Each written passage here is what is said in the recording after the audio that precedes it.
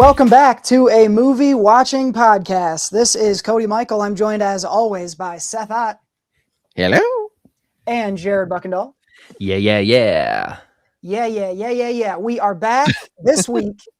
We are here to talk Ratatouille. This was our 3D animated movie, which was chosen by Seth a couple of weeks ago. We made our bets last week, of course, on Ratatouille. This is one that we knew coming in. We were all in the minority in terms of people who had not seen this movie. Everyone I've talked to this last week has seen Ratatouille. Apparently, we were the last people in America. Yeah. It's a miracle that we got to watch this. Let me first say this. I went to the Blockbuster and was able to pick up Ratatouille on Blu-ray. A couple quick things about Blu-ray.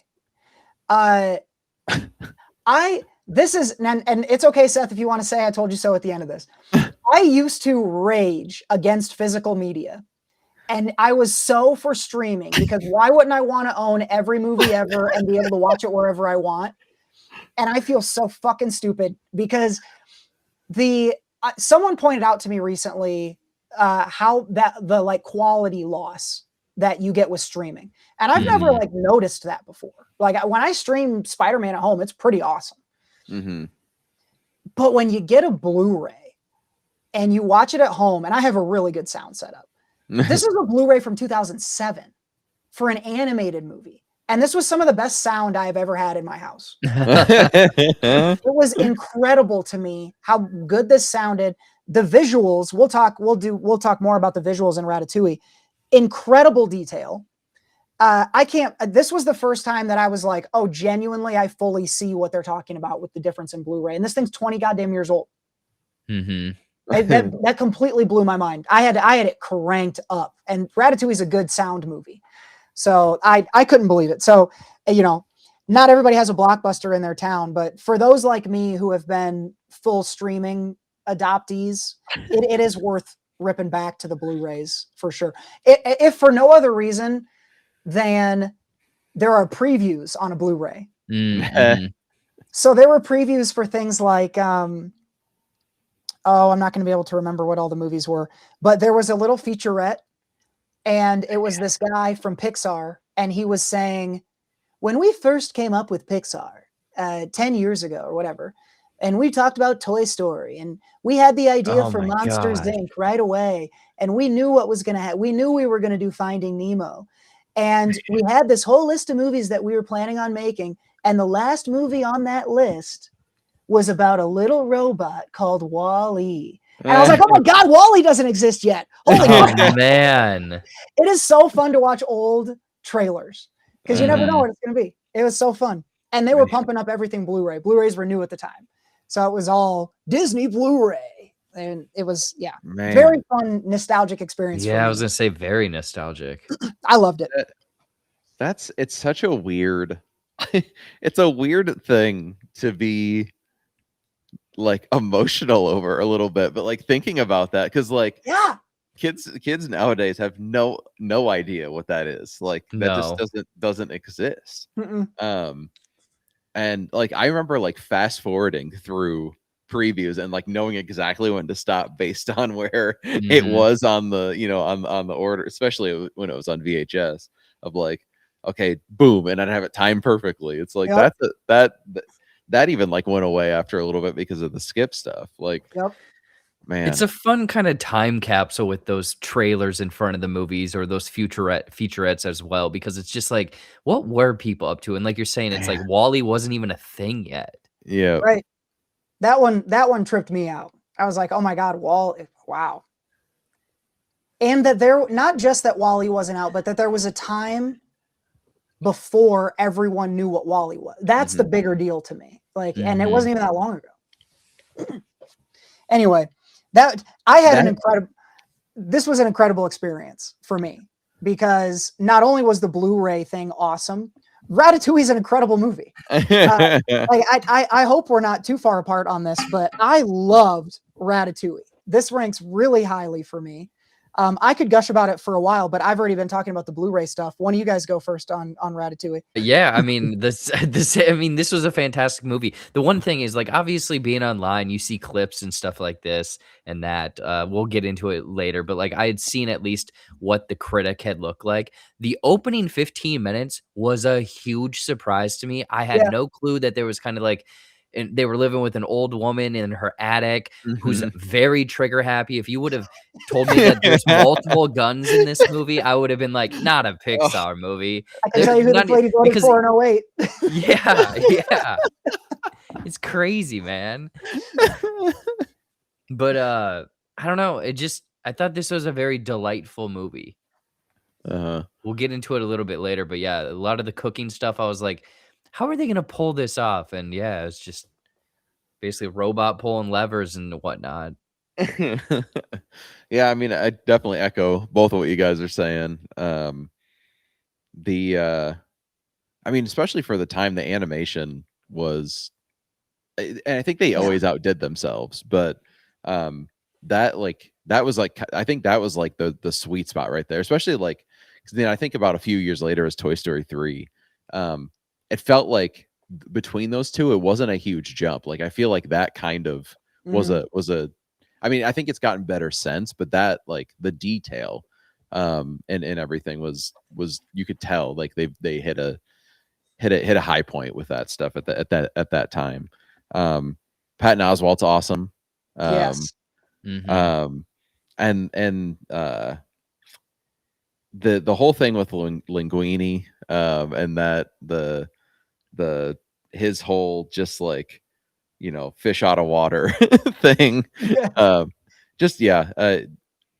great story all around. I loved it. I think with it, when I was watching Ratatouille, it was almost like, so this is a Brad Bird, which I did not know. I didn't know Ratatouille is Brad Bird. Brad Bird it's a rat. Should make every movie. It's not a bird. It's a rat. Well, Brad Bird made the rat movie, and this is he made Iron Giant, The Incredibles, Ratatouille. He's got a new movie coming out later this year, which is called like Ray Gun or something, right? It's called Ray Gun. Yeah, it's like a sci-fi kind of secret agent kind of thing. Man, I wonder if that's related to Rick Shaw. Oh my god. Rick Shaw's a legend. I made a rickshaw joke to a couple other people this week, and they had no idea what I was saying. I stand by that. Guess you kids aren't ready for that yet. They're so 2000 and late. No, Brad Bird really understands, I think, how to. And I watched a bunch of the featurettes after. That's how much I like this. I watched all the DVD extras, nice. Which are so fun to watch. And you watch him kind of talk to the people on set and to the actors and stuff, and you can tell what he's going for, and he really nails it all the time. Like he'll say, "I'll make this a little bit bigger so that people can see it better," or like turn this because it's going to be more effective. And it's really cool the way they kind of guide your eyes across a scene. And then obviously they're yanking you around emotionally. Jesus. I even probably halfway into this movie, I would have said, yep, movie about a rat. And then the way that I was a mess in the last 10 minutes of this movie, I got completely blindsided by Ratatouille. I think my favorite thing, we probably all had one of the favorite things we probably all had in common, which is when the critic finally eats the food. That's magic. I feel like everything's built around that. But every time Remy is eating or like talking to his buddy about eating, and they do the little jazz stuff with how the taste is, that made me appreciate food more. Like I was eating my popcorn at home, and I'm like, oh my god, the popcorn's incredible. So I'm not even a foodie, but the way that they made me appreciate food and cooking was really effective here, especially with you mentioned the detail in the animation, chef. When you do that with food, it's very cool. And they were every bit of detail was there. Like I said, I was watching the featurette, and they showed some kitchen scenes where they were like getting inspiration. The plates look, even to the extent of where they like take some barbecue sauce and swipe it across the plate. that looks impeccable in the movie compared to how it is supposed to look. They're incredibly talented and like really dedicated to that. You know, that's when they were spending a decade on a movie. So I don't know, man. Ratatouille is going to get high rankings. Make sure you guys stay around to see how high when we finally get to our ratings a little bit later on. But we should check in on our bets. Of course, we did place some wagers on this as we do every week. I know you guys have been looking forward to hitting the bets this week. We are going to kick off things with our 1-point bets. And Jared, let's start with you on your 1-pointer. Now here's one where I'm not quite sure how this one went. We're set in Paris, but we were looking for some pizza. Did we get a pie? I don't know that I saw a pie. I did not see a single pepperoni. I did not see a single slice, not even a full pie. I don't know. I thought with this being like a food movie, I thought there'd be like some kind of like overview montage of showing like world food or something, and like there'd be an Italy one and there'd be a slice of pizza, but not even close. It was really contained in the building. There wasn't a lot of. It really was. And pizza's such an easy thing to animate too. So you kind of expect him to run across some in the street or something. Yeah. No pizza. I mean, I'm assuming at some point the pizza truck from Toy Story was in here as a cameo. I missed it, but I mean, I guess that doesn't count because you probably wouldn't have been able to see the pizza. I did spot, or Gina was walking through the room and spotted the dog from Up. Yep. Barks a silhouette. It's a silhouette of the dog from Up barks at some of the rats. That was pretty cool. The next movie to come out. I believe so, because was it next? Up was 2009, and this was what, 2007? This was 7. Yeah. So yeah, I think they were teasing them up. And then 2010, and then 2010 was Toy Story 3. Yeah, they always did that. I don't know if they still do that or not. But they had every movie like little Easter eggs teasing up the next one. Yep. I like that. Yeah, that whole thing reminded me of how self-contained Pixar used to be. Pixar was only ever working on one thing at a time for a while. Yeah. And maybe they still are. I guess I don't know for sure, but it seems diluted now, for sure, compared to. Feels like they have a couple of original movies come out. Yeah, maybe they have like one sequel and one original come out every year. It seems like, whereas in the past it was kind of like just one every year, one every couple of years that either was a sequel or original. Now they get a both. It seems like they have no problem. They have no problem sequelizing stuff. Yeah, they'll roll it back out there as many times as we'll take it, which is a lot of times. Chef, we go to you for your next 1-point bet. This was important to keep your vocabulary straight here. We were looking for a rat to rat on Remy. It kind of seemed like the biggest rat was a man in this one. He was getting chased around by the chef the whole time. Yep. The jerk of who was running Gustavo's. No, unfortunately, he was the rat. He is not a rat, but he was a metaphorical rat. Does that count? No, it had to. My specific clarification was that it was a rat who ratted him out. I almost thought that one of the maybe the dad would even because he was kind of a jerk for a little bit of the movie. So I thought maybe he would rat him out to get his son home to be the poison sniffer. But that's a wild. It's funny you say that, Chef, because my 1-point bet was I thought that the other rats were going to be criticizing Remy for his desire to cook. I don't know that we really got, it was weird the way that people responded to what he wanted to do. Because like Jared said, I was blindsided by the whole opening 15 minutes and the poison sniffer thing.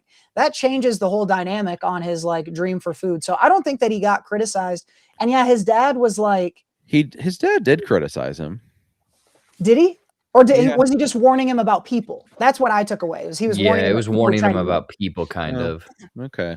I thought I remember him specifically saying how you're gonna be a cook, what's that type of thing. Maybe because of the people, but yeah, I don't know. I'll leave that up to you. We could look it up too, but yeah. Well, we'll see if I need the point. I'll come back and argue it. But no, it was interesting the way that the family and everyone worked around him. I was expecting a more straightforward, you'll never do that. And then he proves everyone wrong. But Mhm. the family kept getting involved in interesting ways. This was a different type of family than I think I'm used to seeing in Pixar, Yeah. where Remy never was. Remy's not a hero who like wavers off his path and needs the family to push him back on. He was like always focused, and the family was trying to pull him off most of the time. Mhm. So that was a different kind of thing than I felt like I expected, which was refreshing. I liked Remy. He was a real dick about stealing sometimes, but he's a rat. Yeah. Yeah. Let's go to our 3-point bets. Jared, we'll start with you. I thought early on that we were going to get a lot of yes chefing, because I think someone was saying chef this, chef that in the very beginning. But the respect was thrown out the window early. Yeah. I think they referred to that little dude by chef like maybe twice, but it was never yes chef. So I don't know, man. I was bummed when they came in. They were all buttoned up. I was like, it looked like a tight kitchen, so I thought they were going to be in unison. But no, yes chefs. I've never watched The Bear, but it felt very like The Bear. Yeah. They're explaining about the kitchen, and everyone's whipping around and moving and doing their thing, and Linguini's fucking it up because he doesn't know how to mop. There is a level of clumsiness. I know it's a cartoon. There's a level of clumsiness where you got to pull it back a little bit, Pixar. I've never accidentally dumped mop water into a pot of soup. Yeah. Man, yeah, there was no yes chef, but there was a lot of little chefs, and I thought that was very, very funny every time he called Remy little chef. Hey, little chef. Hey, little It chef. took me a while to realize that the reason he was doing that is because he doesn't know that his name is Remy. Yeah. Why are you calling by his Hey, name? little chef. Oh man. Yeah, the language barrier was a funny thing to me. Coming in, I assumed that they'd be able to talk to each other. Also, I mean, well, you throw logic out the window and you have a exactly rat that's cooking. But like, if this rat can read recipes, essentially, like that's what it seemed, or it was all with nose, I guess. Or was it all by scent? It can. He was reading the book. Yeah, he was reading. Yeah, yeah, and can manipulate like ladles and things. You're telling me he can't pick up a pencil and write on a piece of paper? Yo. Yeah. You kind of breaking God, I it never down. thought of this. Because if he can read, he can write. He can just write Remy, not little chef, moron. That's funny. He wasn't stopping to think about writing. He was too busy cooking. This man was focused. Hey, I don't blame him, man. I'd rather eat than write any day. What's really funny about that is I was going to compliment the movie on within within the scope of reasonability, being pretty realistic with things. Like they made a point to have them wash their hands. That to me, that is going to make that notches the movie up a notch in my book. You're going to see that in my rating later. The fact that they made a point to tell you that the rats are washing their hands because they knew that someone like me in 2007 was going to be like, everyone who gets sick, blah, blah, blah, blah, blah. But so that's Pixar just showing you like, hey, we fucking know. Okay. It's No, I had that same thought actually watching it too. I was like, this is pretty for a Pixar movie. This is definitely the most realistic. Yeah, it's pretty grounded. And then like, into your head flashes any one of like 10 scenes that are not grounded at all, but relatively speaking. God, that lady swinging that shotgun around stressed me the fuck out.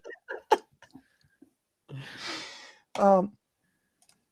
The one time speaking of that scene, the one time I was not glad to have such good sound was when all them damn rats fell out of the ceiling in that house. I made a whole noise and picked my feet up off the floor and everything. Oh no. I was not prepared for something like that to happen.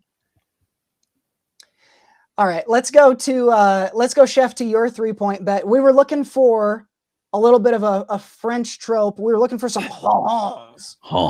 We needed to get to 5. Did we get there? I don't think I even heard one, to be honest. Yeah, I don't think I heard one. Again, they were being authentic. Like they weren't trying to be French stereotypes. They were like, hey, let's go with the realism. No and no snail eating, I don't think, Yeah, man. They all were wearing deodorant. No, I'm just kidding. Yeah, no Good French to show Frank a little bit mimes. of respect. Oh man. Well, we will go to our my 3-point question or bet. Now, this was another one where again, just the dynamics of the movie were a real surprise to me. Because I thought they were going to try to screw over that head chef, but it turned out I didn't know Linguini was going to be the star. So I was looking for Remy to be deployed strategically to make the restaurant look bad, and that didn't really happen. Like, he didn't deploy himself strategically. The other guy was trying to show proof that he was in there, but I was looking for Remy to be like, "Hey, here's me," in order to like denigrate the guy. That didn't happen because again, they were the stars. And that happened early in the movie. That was another interesting thing here. Just the structure of it. Mhm. Like, I kept thinking, oh, they're going to expand and expand and expand, and then something will happen. But even that didn't build to a climax in the same way that I expected it to, even with this family. It timed out and is like, you got 4 endings timed out pretty well. It's interesting the way they. I agree with when basically the last third is like Linguini is now like this famous chef, and I was like, oh, that I thought that would be the very end of the movie. Yeah, Now he has to yeah. prove himself. And he's got to come back down and back up again and then down. Mhm. Yeah, it's a whole. Yeah, they kept me guessing, which for a Pixar movie is a high praise. We go, Jared, to you, and our 5 man. points. Nobody's scored yet, at least definitively. So we're gonna need someone to hit one of these big cranks. Jared, we needed Remy to drive a vehicle. We got a lot of him swinging Linguini around. Mhm. Did we get him piloting anything? No, I really thought it was gonna happen when he was on his bicycle, but, you know, Remy was in the jar. After that, I thought it was gonna happen. Nowhere even close. We didn't get it. I do think we got close a couple times. I think he was walking him around outside at a point, and I thought, oh, he should hop on. He was near a bike. We'll get back to that. We did get into the tunnels, which you were looking Ooh. for. We were looking for a sewer scene and a pretty particular reference. Very specific on this one. Yeah, the Teenage Mutant Ninja Turtles would be referenced in a sewer scene, and they were not referenced. There was a point where they were in a perfect looking, exactly what I pictured in my mind type of sewer, and I was like, all right, now we just need the camera to pan over to like 4 turtles around a fire and like another rat with them, and that's not what happened. I couldn't manifest that part of it, so Man. no points If for me. it was a Shrek movie, I feel like that would happen. Yeah. That is a perfect Shrek joke, actually. Pixar does that type of stuff too from time to time, referential humor. But unfortunately, this was before that time when they still had standards and class. Yep. So wow, this has been tough. Nobody has scored. This has been a real rough one. Times are looking dour. We need a hero. And fortunately, over the horizon gallops a white steed upon which a beautiful mixed man is perched with a 5-point bet to save us all, because I correctly predicted that one of these 2 parts of the pairing, either Remy or Linguini, was going to help the other one get a date. Oh, And God damn it, if Remy didn't hop up there and rip Linguini into a pretty good CG kiss, if I do say so myself. And then he girlfriends up the female lead. So I felt pretty good about that one. I did put both my arms in the air and yell, "He helped him get a date" when it happened. So it was very cathartic for me. I was very excited when we saw this one. I don't know if you guys are looking to challenge the ruling, because I don't know if they asked to be on a date or anything like that, but it did seem like they were an item after Remy kicked him into smooch mode. I believe they go on a date because I had to connect something because it didn't make sense. So the very end scene where he's skating around and serving the food, I was like, when did he become a roller skater? But there's a quick montage of them on a date roller skating, and she's kind of struggling and he's not. So I'm like, was that us to understand that he's really good at roller skating? Wow. Maybe there was a scene they cut where he was doing skates or something, because I had the same thought. It was weird to me that he was so good at that. Yeah. I mean, I think that right there seals it for you, and also we were really scraping by on this one. Yeah, I yeah. was gonna give it to you either way. Yeah, I guess we're probably not particularly litigious when there's no other points. Yeah. Oh my God. Well, give me my LeBron sounder. For 3 for the win. Yes! LeBron James! And, you know, I should have let you guys know before I did this, but I have now started what will become the longest streak in the history of the show. It will continue. Don't worry about that. I mean, as our podcast producer says, I am the dominant champion, though. He is the So dominant far. one. So far. He has dominated us week Yep. after week. And you know, that chef, he used to be the dominant chef in the kitchen, but now it's Linguini and Remy. So times they do a change, and there's a new wind blowing here on a movie watching podcast.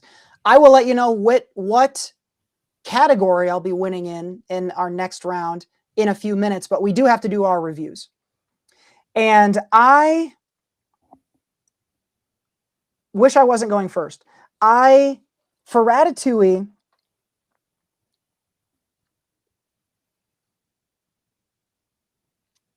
honestly, okay, I just answered my own question. I keep going back and forth about where to rank Ratatouille, and I think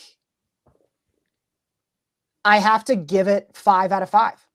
Whoa. I think this is a movie that I'll come back to.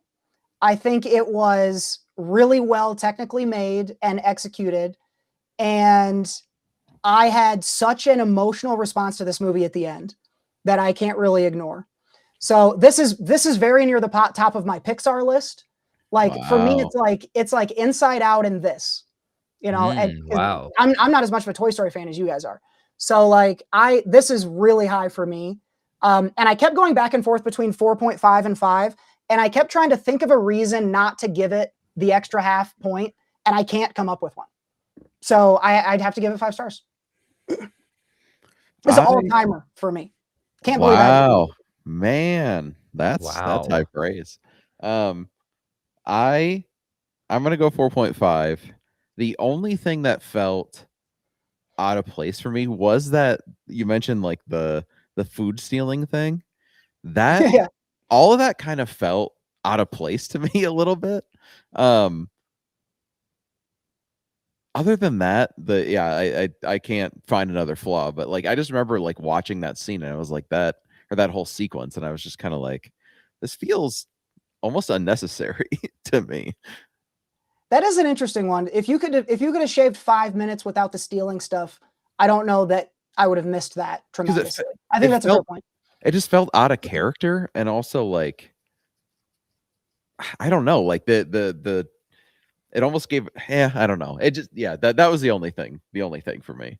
But the part where he brought his whole crew into the kitchen to steal. Yeah, and like I know it's like he's like testing his moral compass, I guess, a little bit, and like the family versus his dream thing and all that. But I don't know that, and I understand it was the pressure of his dad. Like I don't know, that just felt a little bit out of place. That was all. Like I get it. I don't know, that was it for me. That was really the only thing that I would have as like a slight question. A manufactured conflict there at the act turn. Yep. I guess for my review, there's not much more I can really add. My number or my rating, though, I'm gonna give it a 4.5 out of 5. Woo! Okay. This was a good one, man. So as much as I think this is a 5 out of 5, I do think to be a true 5 out of 5 for the show, we would all need to say it's a 5 out of 5. So this will come in general as a 4.5.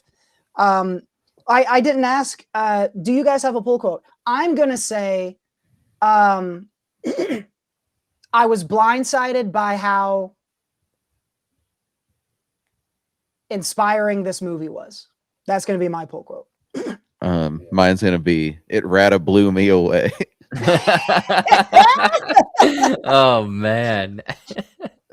I'm gonna take kind of the critic's quote and then use it in my own poll quote of, if I don't love it, I don't swallow ... In Ratatouille's case, I gobbled it down.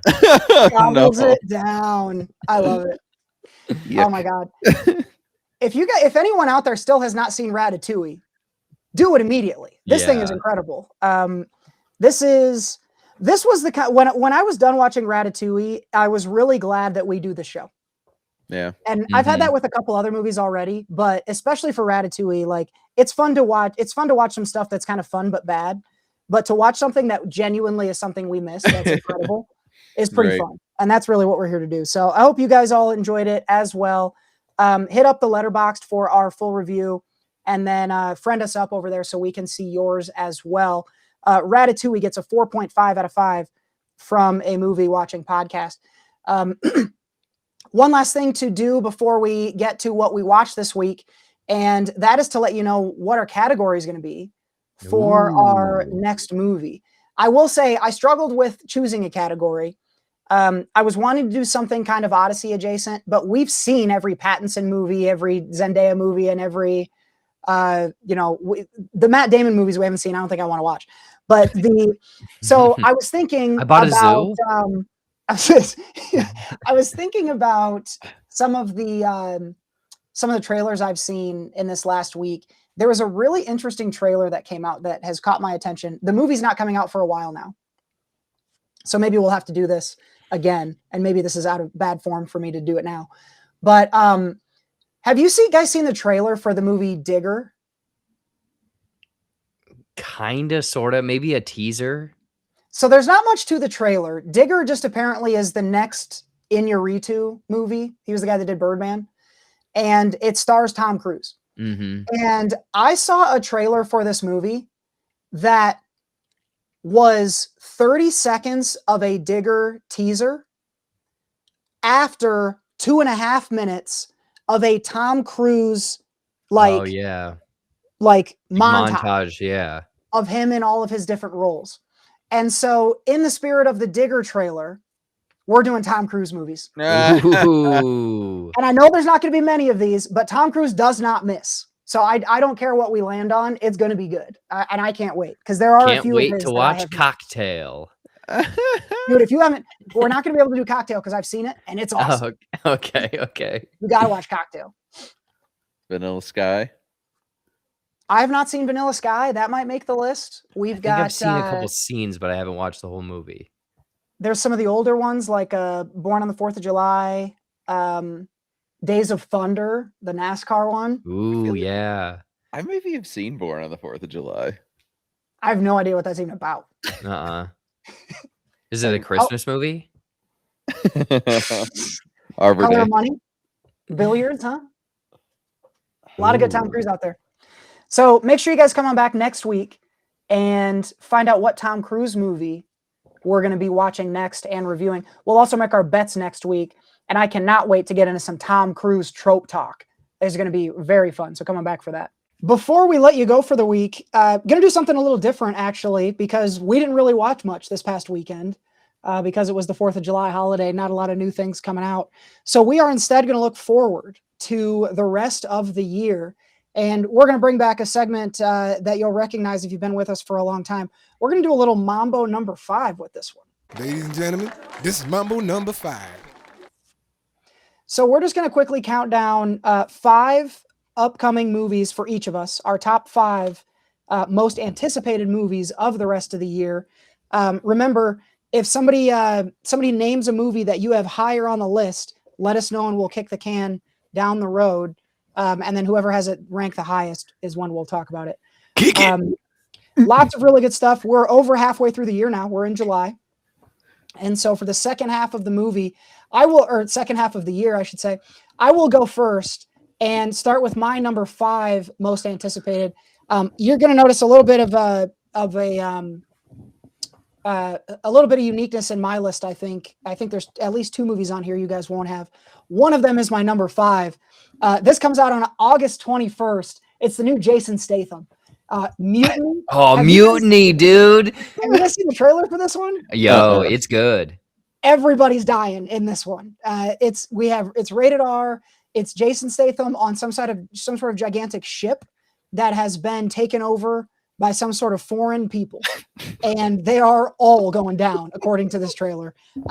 Every time a Jason Statham movie comes out, I get pretty excited. We have The Beekeeper coming out next January. This will be a great lead-in for me, and I'm hoping because it's coming out not in January, that means that they have more belief in it than the ones they stick in January. So we'll see, but Mutiny is my number 5. Very pumped about that one.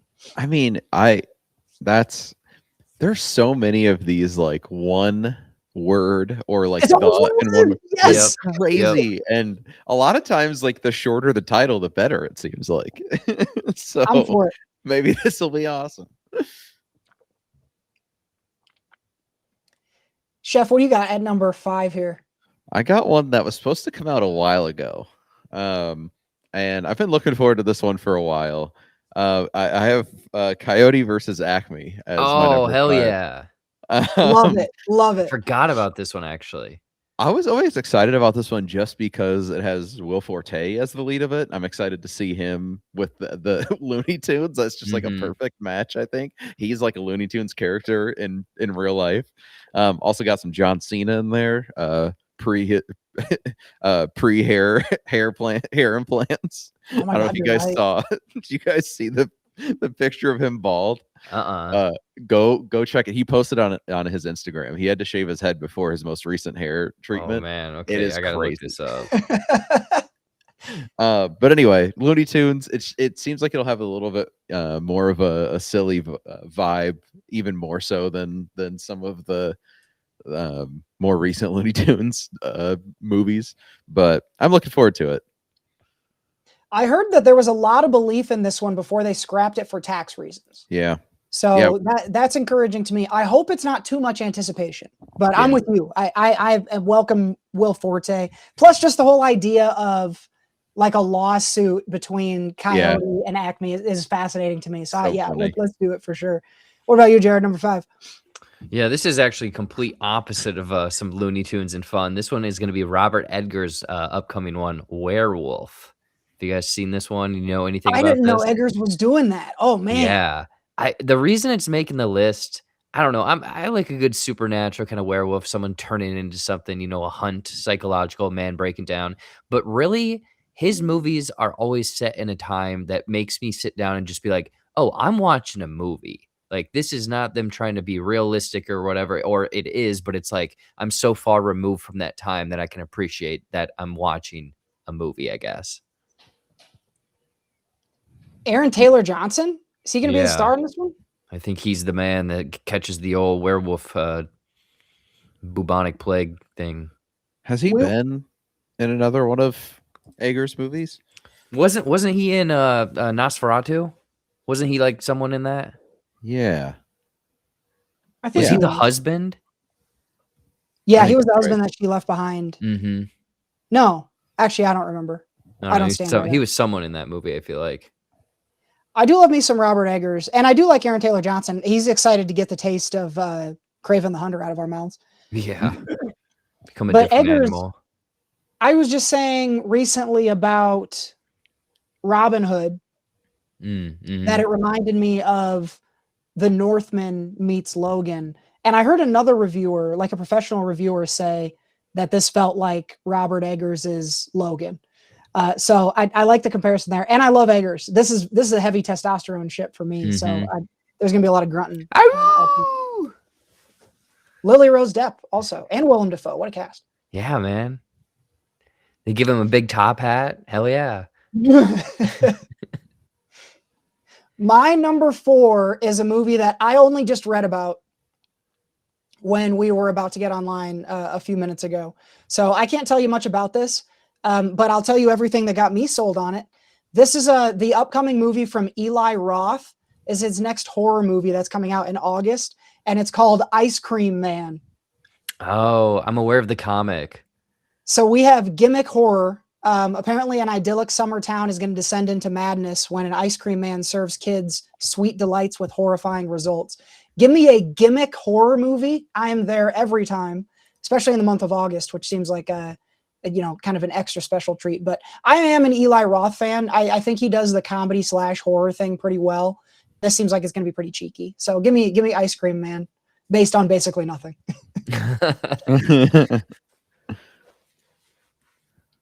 My number 4, it's another one I don't think either of you will have. I have a biopic about another movie being made with What? I Play Rocky. Yes. I'm not even aware of this. So it's literally it's a biopic about the making of Rocky. Now that I'm thinking, it's Peter Farrelly, I believe, is the director. Okay. Cool. I forgot who's playing Sly, but so with it being Peter Farrelly, it'll have obviously like a more silly, more comedic tone. I think, probably not silly, but more comedic tone. He also did Fighting with My Family, and that was Okay. funny, but also was a little bit more serious movie too. And he's had some misses recently, so we'll see in terms of the quality of it and what the tone will be. But I'm looking forward to that. Give me any Rocky, I'm looking forward to it. And this is an interesting story. I mean, that's the movie that really, I mean, it made Sly's life. And so Yeah. I'm sure there's probably be some input from him on it, and it'll be interesting to say the least. I mean, this is going to be the Rocky of documentaries, right? Because like Rocky is a Rocky story. Getting Rocky made is a Rocky story, if you know anything about it. Oh yeah. That's another, I'd kind of forgotten about both that and my 5 too. My next 3 are all ones that I kind of expected to have, but going through what's coming up, I'm like, oh, these are some fun smaller ones that I will be good surprises when they, like when I'm going through the calendar that week to see what's coming out. All right. My number 4 is gonna be, it's a little bit in the horror genre, a little bit in the superhero comic book genre. It's Clayface. Very Either of you cool. guys got that one Yes. down? Not on my list, but honorable mention for me. Oh man, all right, man, we're doing good about not having repeats or whatever. I mean, this one just, again, I mentioned a little bit of like the werewolf, where it's like a man just psychological, just breaking down. That's what this Clayface movie looks like, where it's just like this pretty boy model who just slowly turns into like a serial killer. Mike Flanagan did the story, so I'm like, oh, holy shit! And then also, it's a perfect like Halloween movie because it's coming out, I think, like the end of October. So like this is really just like got the right pieces for this to really, I don't know, I hope it's really good. If anything, I'm intrigued because we're getting a good Halloween movie. Like a Halloween horror movie, I guess. Do you know how much DC of it all is going to be involved? Like, is this going to be a completely separate story? Do you know, or do you know if it's going to be somehow more linked heavily into the DCU? What's going on now? From, again, I'm a little bit on the fringe or the outside of like what's happening in the comic book universes right now. My understanding is it does take place in like the new one that they're setting up, but I don't know if it's more the Batman one or like they're putting it in the like Superman one, and then that's where they're adding the new Batman in. I don't know. Yeah. It's a little confusing at this point. I feel like Darkwise or whatever, it would fit more into like the Penguin and the Batman world that we've Right. set up with Pattinson. The Reeves. That is how Mhm. it looked to me as well, which tonally is way more interesting than what they got going on in the DC. Yeah. Yeah. I'm fine with Yeah. taking that as it comes. Yeah, Clayface is in October, which is always fun. October 23rd, so that goes right into Halloween. Boom, bam. My next one is also an October release. This is going to come out October 2nd. And I just referenced it earlier. It's what is giving us the topic for our next movie. This is Tom Cruise and Digger. Ooh, I'm And gonna have again, to can kick you. oh, okay. I love it. Wow. I love it. I will wait patiently to talk Digger. Best All in right. show. My number 3 is a sequel. It has been quite a while since the original came out. I feel like this will be on one of your lists, maybe. Although I'm kind of surprised now with the last can kick. I have The Social Reckoning at 3. Oh yeah. Yeah. Neither on your list? Nope. Nope. Wow. You know, I to be honest with you, I have been pumped for this. I saw the trailer Mm. and it was a little bit of cold water for me. I don't know. Oh, Maybe man. I haven't I'm seen just the really trailer yet. attached to the. It could very well be that I'm just really attached to the cast from that original movie. That first Yeah. one is one of my favorite movies, and so Mhm. to see Zuckerberg, for example, played by the one guy from Succession, whose name you'll remember and I can't, Jeremy Strong. Jeremy Strong, is just a little jarring to me, and I was a little like, I don't really know, but I'm a big Sorkin believer. Yeah. So Sorkin. that kind of I can understand that. I also understand why Jesse Eisenberg didn't want to do it again. I fully respect that. for sure. And I'm excited to see the kind of the villainization, if that's a right word, of Mark Zuckerberg in this one. And Jeremy Strong is absolutely perfect for that. With coming off of Succession and that character. Yeah, I think it's going to be awesome. I think it's going to be very well acted. I think obviously super well written. And I think the time of the year it's coming out, I think they have high hopes for it. So, and I think the commentary on it right now is very well welcomed and I think needed. So, I'm looking forward to it in that way.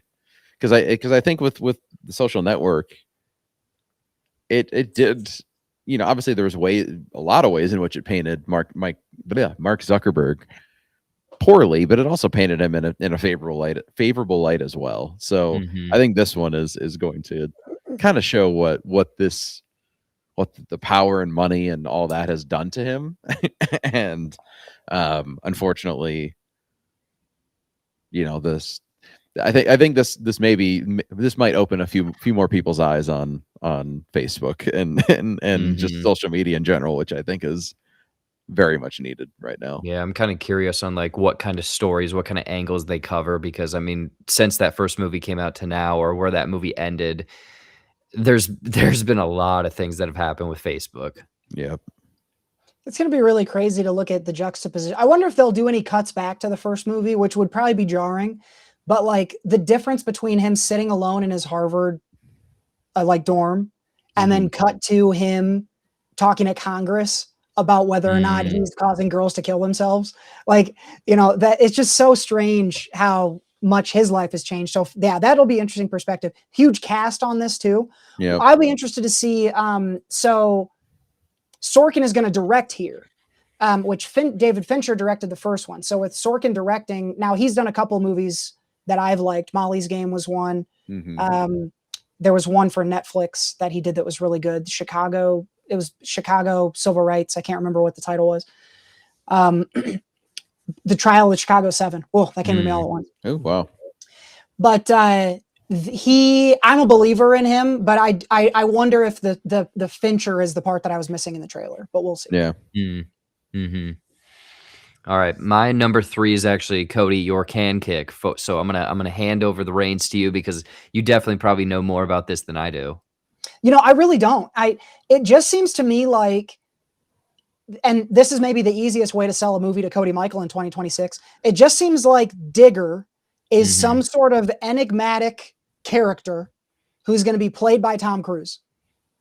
Yeah. The subtitle of it says a comedy of catastrophic proportions. So maybe it's going to be kind of a Forrest Gump type where he's stumbling through a bunch of shit and impacting it in some way. I have no idea. I think it's based on a book. I've avoided learning about it. Okay. Because I really like the idea of going in and saying, okay, Tom Cruise is going to do something. I don't know what it is. But I am interested in finding out. It's all Tom Cruise getting me to Digger, and it's plenty enough to put it. It was 3 for me. So, well, I'm just intrigued because they've announced it or whatever and showed quote a teaser, but like nothing other than that. We don't know what he looks like. I'm assuming that he's going to be all like prosthetic, or oh my gosh, I can't think of it. What am I trying to say? Prosthetics. There we go. Thank you. All up and all over his body and stuff. So I feel like he's gonna not be himself. Plus, Les Grossman from Tropic Thunder. Yeah. Honestly, I think it's gonna be like that, but like more like like an old Western dude that is like you're saying, Cody, almost like a historical or like some sort of like iconic figure in this world that has a shovel. Like I imagine So he's like a superhero almost.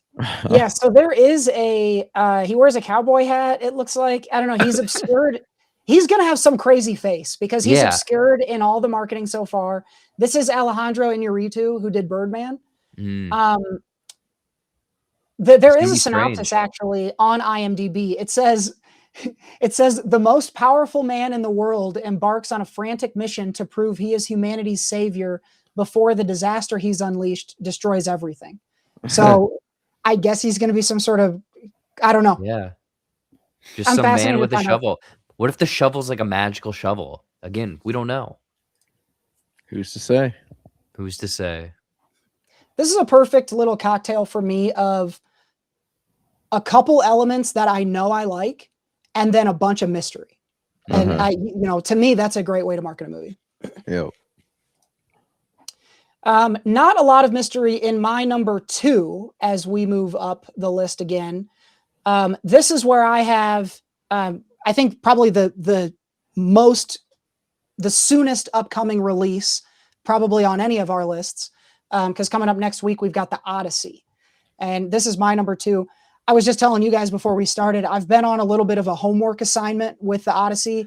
I went back and I've been reading the Iliad, and I'm going to go watch Troy, just get really into the Greek stuff before. But this is, Christopher Nolan. They shot the whole thing in IMAX. It's the craziest cast maybe ever. There's like 12 people who are first billed on any other cast that have bit parts in this movie. This is post Oppenheimer for him, I think, or was there something in between? So coming off the Oscar, I think you're going to see Nolan at the height of his powers, and maybe with the most budget that he's ever going to get. Yeah. The way Obsession maybe is going to change budgets. This might be the peak Christopher Nolan that we ever get, and I am pumped because I know the source material is killer. Yeah. Maybe Matt Damon with a little late career Oscar nomination, maybe. Ooh. I'd love to see that for him. He's not that old. He's like 50. I mean, he's been around a long ass time. Yeah. No, Not end of career. Yeah, definitely not like retiring. A lifetime achievement type. This isn't his Glenn Close. I'm not talking about that. Yeah. No, I guess I just excluded July, and they're like, it's like I already have tickets to that movie, so I kind of feel like I'm excited for it, but I'm also not like, to me, it's too close to be anticipated now. I'm like, oh, it's that's like tomorrow, but at this point, like 2 weeks feels like no time anymore. To my number 2, I have the opposite. This is right at the end of the year. This is where I have Doomsday, Avengers Doomsday. Dun, dun, dun, dun. I know this one doesn't have as much excitement overall. I think for me, if I'm thinking about just like, what am I the most excited to go see in the theater? Assuming which I do think there will be a lot of people. I think this would be one, especially the time of year where it'll be packed. I think the theater experience for this one will be very fun. It's not going to be anywhere near like Endgame or anything like that. But I do think there'll be an excitement. I think it'll be the time of the year, hopefully, where people are a little bit more just excited in general because it's Christmas time and all that stuff. And I think it'll be fun. Be a fun theater experience. So that, and it's like it is ultimately a continuation of a story that we all spent 10 years watching. If this would have been just like a new Avengers type thing, where if it was like if they weren't going back to the well with the Tony Stark and all that stuff, potentially whatever is going on there. But that's the thing, is like there's a mystery to that. I'm excited to see where they go with it, even if it sucks and it's bad. I'm excited to at least see what it is. But what they came up with. Yeah, and I'm going to give them the benefit of the doubt here, and while it's not the same type of fervor that an Endgame or anything like that, like what it would have been 5, 6, 7 years ago. I think it's still something that ultimately I have hope for, and maybe it'll revitalize that the whole thing. Who knows? I would like to have a reason to go to the movies a little bit more, because it has been I like Supergirl. We didn't go to that. Don't plan to go to it. Like, that's a complete difference of, when these movies were, like when Avengers was at its peak, and I hope they can somehow get back to making decent, or not even decent, intriguing and fun superhero movies, and not focus on whatever the hell they're doing now. Yeah, it kind of seems like that's an event film too, and we haven't had one of those in a while. Yep. Yeah, getting back to that form would be really fun. It would be cool to see Doomsday kind of pull people from that old Marvel group back out to the theater. It'd be cool to reunite with the old Marvel heads, who, if it's anything like us, have chilled out a little bit since Endgame, and so maybe it'll be a little bit more mellow. I'm hoping it feels like a class reunion. For going back, that could be kind of cool. You make a good movie, people are going to enjoy it, and people are going to be excited. So that's all that It's matters. True. If it's any good, they'll make $1 billion because it's going to be everywhere for a few weeks. Yep. My number 2 is going to be, I doubt either of you have it, The End of Oak Street. I had an honorable mention on this. I'm so glad you include this. Yeah. Yes. Okay, cool. I mean, the trailers are pretty intriguing. It's kind of like this, I don't know, it looks like 80s, 90s, maybe like neighborhood that's just like snatched out of time or space or something. And then they're in prehistoric times. Honestly, I don't know, but basically it's like the suburbs if Jurassic Park was like the dinosaurs got out, basically. I mean, I'm into this kind of like weird sci-fi stuff or whatever, and it didn't originally make my list until I looked it up, but I didn't realize that the same director that wrote and directed It Follows and Under the Silver Lake is doing this movie as well. So I'm like, with the kind of weird stuff he's cooked up before, I'm like, I'm interested to see kind of what angles and sauce he throws into this. I hadn't put together that was the same director from both those two, but fuck yeah, that makes me so in. This is a really good trailer, I think, and the cast is good too. Yeah, I'm really glad you included this one. I'm intrigued. Yeah, if anything, it's like a weird sci-fi movie, and I don't know. I just want to know more. Is that Anne Hathaway? Yeah, I believe so. Yeah, and then Ewan McGregor? I love the choices. Whatever Anne Hathaway's team is doing right now, they need to keep doing it. They got her in Christopher Nolan, and she could get nominated for this if she's awesome, and I've heard she is. And then this one's just kind of more fun and a little bit lighter. So yeah, more Anne Hathaway, please. I'm all for she it. was in Devil Wears Prada earlier this year too. It's That's right. Anne Hathaway sans. The Hathasons. The Hathasons. There we go. Wow. Now loading Princess Diaries legacy sequel. Beep, boop, boop, boop, beep, boop, boop. Let's go to number 1. And now if I had told you 5-6 years ago, my number 1 is probably obvious to everybody, I think you would have had a different answer than the answer I have in 2026. And I'm realizing that as I say it. My answer for number 1 for this year is, I think, obvious, but it's not Spider-Man. It's Dune. Uh-huh. And so Dune, is that all of ours? No. Do you guys all have it? No, that's mine. All right, okay, so it's you two. So Seth is also a smart man. We got Dune at number 1. Get out of here. I haven't yet read Dune Messiah, but I love what Villeneuve is doing so far with Dune. I think Chalamet is going to be bringing it in this. I've already heard that Lisa Al-Gaib. I've also already heard that Pattinson is crazy good in this. Okay. In his role as a new character. And I think I think Villeneuve just has a real understanding of the series, but also is putting a little bit of his own stamp on it. And so for him to finish it out his way, I am really excited for. Also, the sound and the IMAX of it all is going to be crazy. I think this has a genuine chance to top Doomsday for a week or two because they have the IMAX edge right away. And I will be very fascinated to see how that plays out. But regardless of all that, Dune is the movie I am more excited to see. I agree with you on the more excited to see, not because I think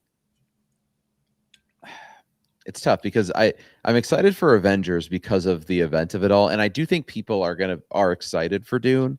And I think the showings that I go to will probably have pretty full, if not full theaters. There's a different type of excitement, though, for this, like, because I think Dune, the first two, are near perfect movies. They're great movies. Mm-hmm. And I think people are excited to see a great movie plus the spectacle of like, the sound and the visuals. Whereas like Doomsday, the excitement is like just the story, the story and the fighting. Really, like it's not the acting. It's not like this is going to be an incredible, this is cinema. Like I think Dune is like this, like I fully expect it if it lands the plane to be nominated, because the last one, I think the last one got nominated in different categories. I think if this lands a plane and does well financially, which I don't agree with the box office part, just because I think, because it is rated R, I believe, if I remember right. And it might not be though. I think the violence in the last one had it rated R. I'm double checking. But even so, I think just the IP and the overall pop culture of it all, I think more people will be going to Avengers. Dune might have more staying power or won't drop as much, especially with word of mouth if it's awesome. But I think Avengers will ultimately make more money just because of nostalgia and all that stuff. But yeah, very excited. I think it's going to be great. It's a good weekend to be a nerd. Not yet rated. Huge nerd weekend. There's gonna be a lot of people just walking across the same hallway. Yeah, exactly. All back day and long. forth. Not yet rated. My guess is that they're going back and forth trying to balance out the violence, because I do think part of the point here is he's going to show some violence, not fun violence, some terrible violence. So this is going to be an event for sure. Yeah, whether or not to leave in Timmy Sham's sandworm or not. My number one. I mean, I'm so excited for Dune as well, but it's one of those things that I feel I'm like, oh, I know what I'm getting. It's going to be a damn good movie. My list has kind of been more of like intrigue. I don't know exactly what I'm getting with these. And Resident Evil, man, Wow. I gotta know what this movie is about. Just because Zach Cregger with Barbarian, I really loved, because that was just a huge surprise when I saw that movie. Weapons was another huge, like, man, this guy has a weird like angle and just vision and style and stuff. And just with the trailers so far for Resident Evil, they haven't really showed anything. Every interview, he sounds like a kid, that because he's like, oh, I've played 4 through like this many times. I've played through the games this many times. Like, the character's gonna, in the game you miss with the bullet, and then you don't have any bullets anymore. That's gonna happen in the movie. So it just seems like someone that grew up with these games finally gets to make the movie, rather than those, big action. What was it? Mila Jovovich? Was she in that one, or was that Kate Beckinsale? No, Kate Beckinsale was Underworld. That's right. Yeah, Kate Beckinsale, Underworld. Mila Jovovich was Resident Evil for a while. Yeah. So I don't know. I'm intrigued. If he basically said it's just like the Mad Max of zombie movies. So if it's just a man trying to get from point A to point B, I'm sold. I did see the trailer and it looked cool. I'm not as much of a Resident Evil like fan or purist, so I'm not going to really care. Cregger alone is going to get me there, because his first 2 have been, to me, amazing movies out of the gate. So that's going to be very cool. And yeah, I totally agree. Anyone who gets their hands on the IP that they like really want, that's what Villeneuve seems to have that with Dune. Like when there's material is when you get really good shit. So yeah, here on Resident Evil. Well, and with Cregger, the way he tells his stories, especially in those last 2 movies, Barbarians and Weapons, I'm so intrigued, because like some big monster is probably about to attack, and then boom, we go to like a different character or a different time. It's a completely different environment, and you're like, whoa, no, what just happened? We got to get back to that thing. If we cut away from some sort of ghost to get Brandon St. Randy driving in a convertible again, I'm gonna lose my mind. Well, pretty good list for ours. Like Jared said, not a lot of overlap. So that's a lot of movies that you can look forward to in the back half of 2026. Let us know which ones we missed out on. There is Spider-Man that we mentioned, of course. Street Fighter, I know we're all looking forward to. Wild Horse 9 is the new Martin McDonagh. That I've just seen the ad for that a million times. And you've got Malkovich and I'm forgetting the other guy's name, but he played Justin Hammer in the MCU. Sam Rockwell, is that his name? Yeah, those two are hilarious. Clara and the Sun is kind of a fun one. That's got Wednesday Addams, and she's playing this little android robot who seemingly figures out how to be more of a person. And then, did you know there's a Jumanji movie coming out in December? Yeah. I just learned that. I didn't. I bet that I gets didn't know pushed. that before this. Yeah, like, do we know where they're going this time? Ice, volcanoes. It's Jumanji open world, so the characters are coming into our world. So it's Jumanji. Wait. Yeah, so Jumanji's coming out. It's not. This isn't Jumanji going into Jumanji. This is Jumanji comes out. They've gone full circle. There's no trailer for that yet, right? No. Okay. No. Okay. I thought I'd maybe missed it. I think they just finished filming it not too long ago. Okay. But it's the same, like The Rock, Kevin Hart, that crew. Jack Okay. Black, Karen Gillan. Yeah, it looks like everybody's back. So keep an eye out for that one. Among this long list of others, let us know in the comments which ones we missed or which ones should have been higher on our lists. You can also highly anticipate next week's show where we are going to make bets on a Tom Cruise movie that we select. So very exciting to look forward to that one. But that's going to be it for this week. For Jared Buckendahl and Seth Ott, I've been Cody Michael, and we'll see you next time.